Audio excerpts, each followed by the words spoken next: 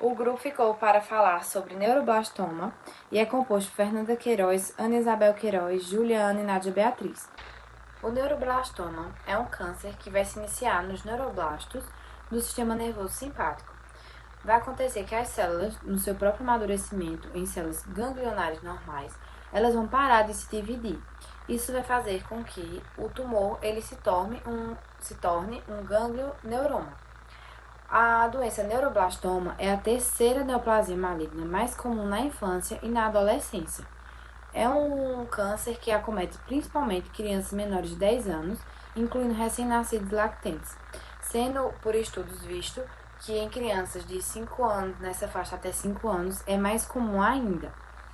A doença ela vai surgir, no geral, em glândulas adrenais, localizadas na parte superior do rim, e vai levar normalmente ao aumento do tamanho do abdômen. Mas ela pode surgir em regiões como pescoço, como tórax. Os sinais e sintomas que os pacientes que possuem a neuroblastoma podem apresentar, é importante ressaltar que esses sintomas eles podem variar de paciente para paciente e de acordo com a idade desses pacientes. E eles podem apresentar uma protuberância, que pode ser uma massa ou um inchaço no pescoço, no tórax ou no abdômen. Podem apresentar também febre, olhos embugalhados ou olheiras ao redor dos olhos, dor no estômago, hematomas, irritabilidade, diminuição do apetite, fraqueza nas pernas, dificuldade para respirar, constipação e tontura.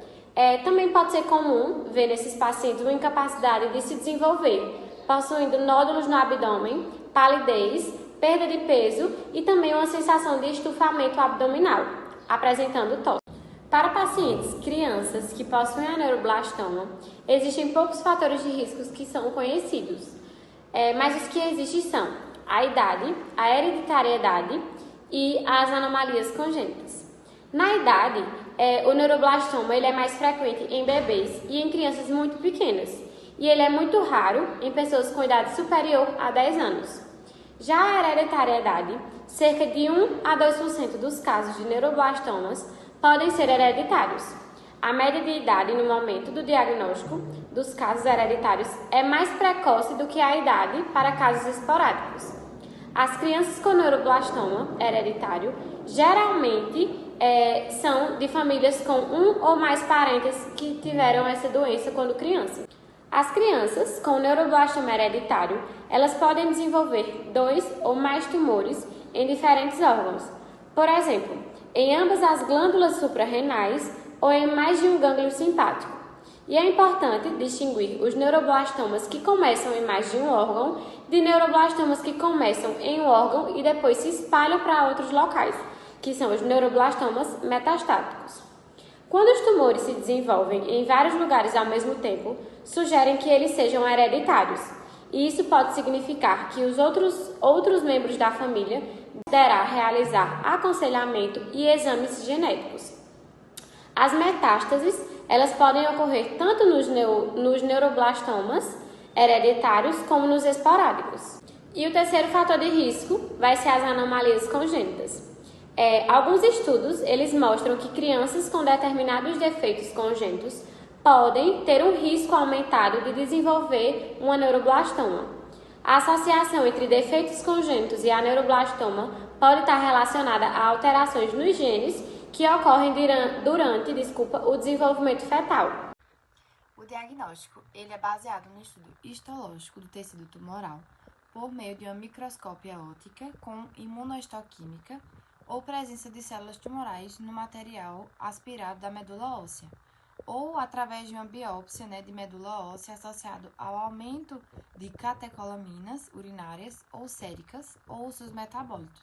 Mas como em todos os tumores, geralmente o mais utilizado para o diagnóstico é a biópsia. Agora eu vou falar um pouquinho sobre o estadiamento e as formas de estadiamento do neuroblastoma. Primeiro, o estadiamento ele é uma forma de classificar a extensão do tumor e classificar se esse tumor ele vai estar atingindo os gânglios linfáticos ou órgãos adjacentes àquele tumor. Especificamente no neuroblastoma, vai ser utilizado para fazer o estadiamento o Sistema Internacional de Estadiamento do Neuroblastoma.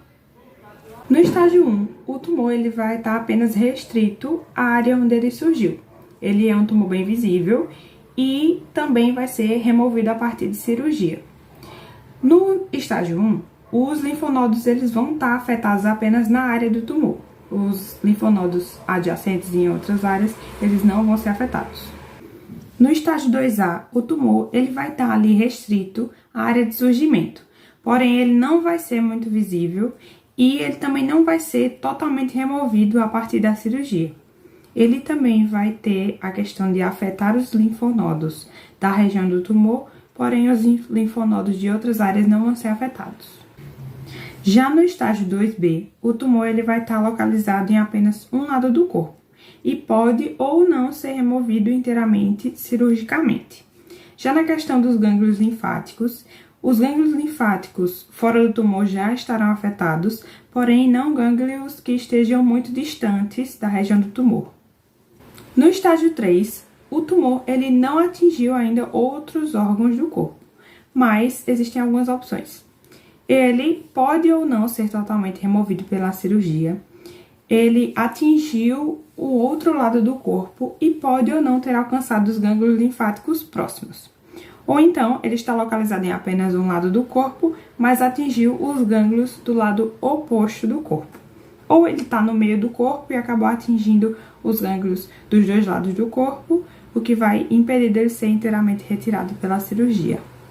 No estágio 4, o tumor ele já vai ter atingido os gânglios linfáticos distantes do local do tumor e alguns órgãos já vão ter sido atingidos, como por exemplo, os ossos, o fígado, a pele, a medula óssea, mas a criança ainda não vai se enquadrar nos critérios para estar no estágio 4S. Para finalizar, no estágio 4S, também conhecido como neuroblastoma especial, a criança ela tem menos de 1 ano e o tumor ele vai estar localizado em apenas um lado do corpo, podendo afetar os gânglios linfáticos desse mesmo lado do corpo, porém não do outro lado.